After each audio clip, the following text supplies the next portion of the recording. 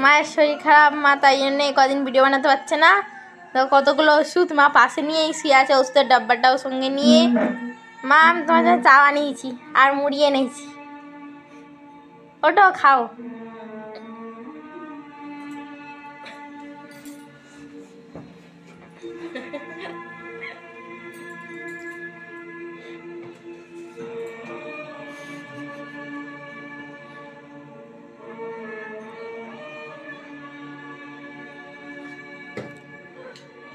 তো শোনা যাচ্ছে না তো।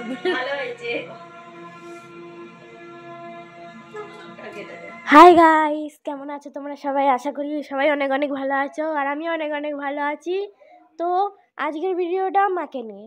তো আমাদের শরীর খারাপ হলে, সর্দি কাশি হলে, জ্বর হলে মা তো আমাদের সব বানিয়ে টানিয়ে খাওয়ায়, ওষুধ টষুধ এনে খাওয়ায়, সব কিছু দিয়ে আমাদের খাওয়ায়। তো আজকের ব্লগটা তাই না মাকে নিয়ে। তো মায়ের তো প্রায় 1 মাস ধরে শরীরটা খারাপ, সর্দি আর কাশি মায়ের হয়েছে।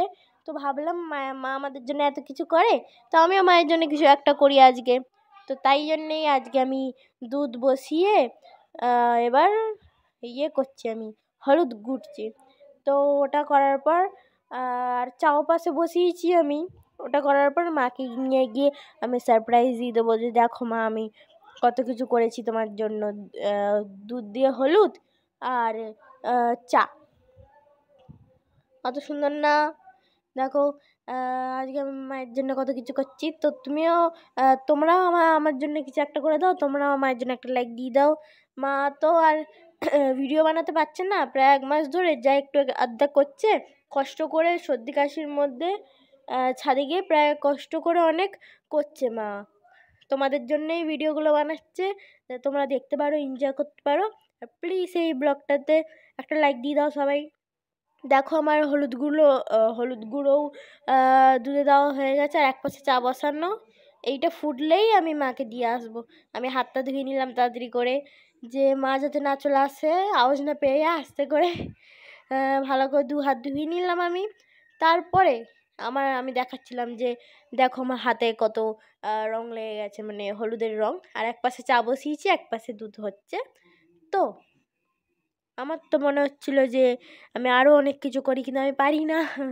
তাও আমি চাটা তাও অনেক কষ্ট করে করেছি, তাও আমি পারি না, চা করতে জানি না কেমন হয়েছে। সেটা মাই বলবে যে কেমন হয়েছে।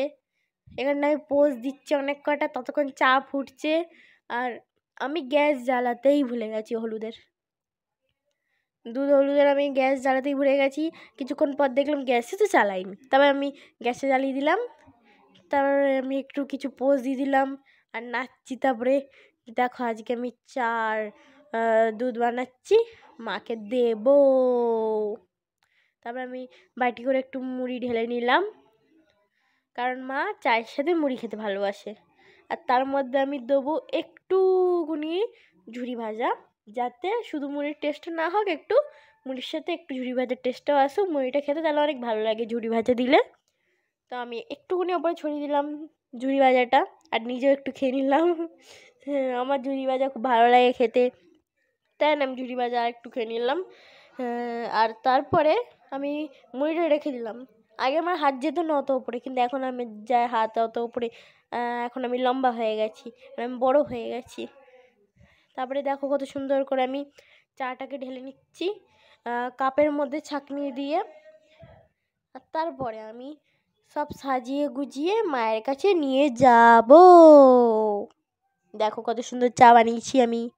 ভালো না চাটা? সবাই কমেন্ট করে বলো। আর এবার আমি সব নিয়ে যাবো মায়ের কাছে। চলো এবার যাওয়া যাক মায়ের কাছে। গান করতে করতে যাচ্ছিলাম, তেরং তেরং ধরং, টিং টং টিং টং, তেরং তেরং। তারপর ওটা রাখার পর